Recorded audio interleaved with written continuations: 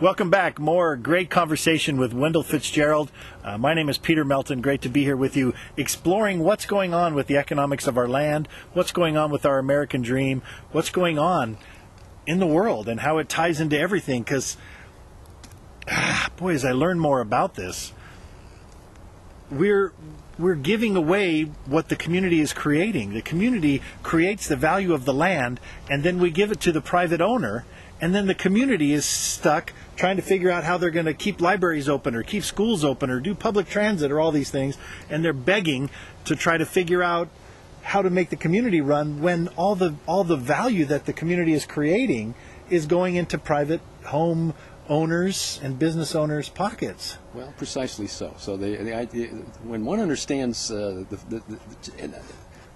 fundamentals of the economics of land, that land value is completely created by the community, the existence of population, what the people are doing by way of being productive, and then after communities evolve, they are providing government services, local services, and all of which increases land value. The better the schools are, for example, in a community, the people are willing to pay more for the land to be there, to send their kids to school, to build their houses. And usually people don't think in those terms because they're buying a house, but what they're really buying is a house and land. So when you look at the value of the land underneath the house and under everything that goes on, the more people, the more wonderful things going on in the community, the more valuable the land is, the location is. And precisely what you said, since the community needs a source of revenue to provide its services, what better source of revenue to go after than the value that the community creates? And the only value in economics that economically that the community creates in terms of a money value is land value. And all the economists agree. I mean, this is from the beginning. This is the economists agreed on this. And nobody's arguing. Nobody argues with these things. They just don't talk about them. So if the community, as the community needs a source of revenue, if it would depend solely on or primarily on assessing against the value of land that it creates to pay for the services that make that actually increase land value, this would be a just arrangement, and the community wouldn't have to tax anything else, like our homes, right, or our businesses, or any of our activities, or our wages. So in economics, there's only three things to tax. Governments, the community needs a source of revenue. And what we've done historically is we said, well, there's only three things to tax: land, labor, or capital. And most of our taxation falls on labor and capital, on the active factors of production.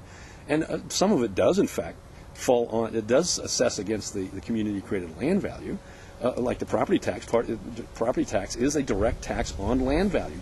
That part of that property tax is a tax that doesn't fall on the building, is an assessment against the community-created land value that's taken back for community purposes. This is a great tax. The tax on the building is a total disincentive to building, is a penalty for people who build.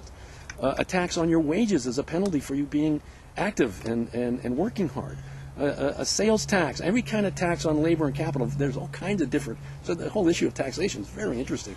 What is it, when you have a tax, what is it that is taxing? As I said, most of these taxes fall on labor and capital, or the products thereof. The tax that falls on a house, the value of a house is on the product of labor and capital, something that had to be built, that had a cost of production, right, which is a penalty to these things. So they're kind of interesting when you see the community.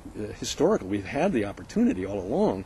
Humanity always had the opportunity to say, look, Mr. Landowner, you're welcome to have as much land as you need for your legitimate purposes, but pay us insofar as we're raising the value of your land, and you're able to charge higher rents. You give that back to us, and right, let us use that for community purposes. So what can we do as we start to understand this? I mean, I guess part of it is just education, starting to hear this, starting to get this out to where people grasp what's happening. And as we educate ourselves and become aware of this, what steps can we take? Is it about a shift in property taxes? This is a good place to start. The property tax is that part of the tax of the property tax that falls on land values is a great tax. Is this tax that takes back to the community that which the value that the community creates. So I see down the Henry George, when he wrote back in the 19th century, proposed this idea that there be no taxes on labor or capital at all, that there only be a tax on land value. Now, maybe this isn't practical, right away, but we could head in this direction, and the property tax is already doing a part of it already.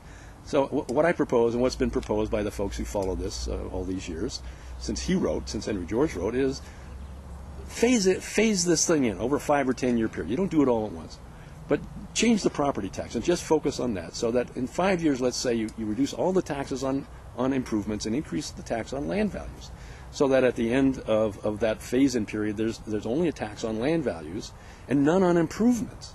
And by doing that, what you've done is you're saying, like, the community is that, so far as that tax is concerned, it's going to be falling on land values only, and we're going to untax and unburden and unpenalize what people do by building homes and businesses and apartments. Right, and if you don't tax the improvements, then people are going to do more improvements. Yeah, and what happens where this has been done, now this is a practical solution that's actually been used in many places in the world, and in this country, in the U.S., the place that is, there's one state that allows this.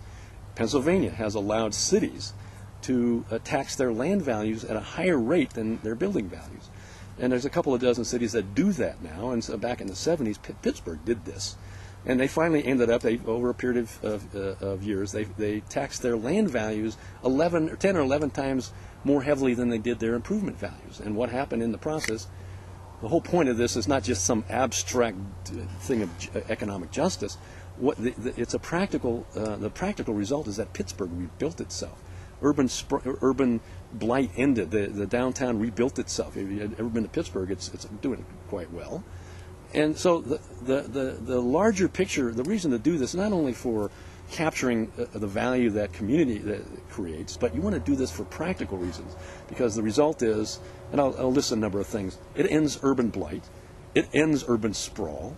It ends land speculation almost completely, depending on how heavily you tax land values. Right now, all of the incentive is to speculate with land. And all of our environmental problems stem from the fact that people can make money by speculating with the body of Mother Earth, either the land or with the natural resources. And if if everybody who owned a piece of land or had all our resources had to pay back into the community the community created value of that land, speculation in land would stop. And the only reason that you'd ever have a piece of land is for real, actual use. And what would happen immediately is that the high cost of housing would come down, because the speculative value of land would fall, would actually disappear. And the only thing left would be the real value of land, which is much less than the market. So coming back to the current day situation of the housing market and the housing boom, the housing bubble that just burst, it's really the land bubble that just burst, this would have prevented all of that. So there's much more to be said about all this, but anybody who looks into this, and I recommend that you take these ideas. With these ideas alone, if you never heard anything more about it from me, one can go out and analyze problems and see what's really at the core of many things that are not understandable otherwise. Right, and you can Google Henry George for lots of more information about this train of thought, where this came from. Share these videos, talk about these ideas, let's raise the education of what this system is, because it really does tie more and more into all aspects. The reason why we're at war, the challenges we're having with environment, the way all of it is working ties into this. And if you give yourself time to learn a little bit more, you'll see that. You'll have this aha moment that I've had, saying, wow, I see a whole new picture now, and how these elements tie in to everything that we're up to. Thank you. Thank you, Peter. Yeah, go for it, people.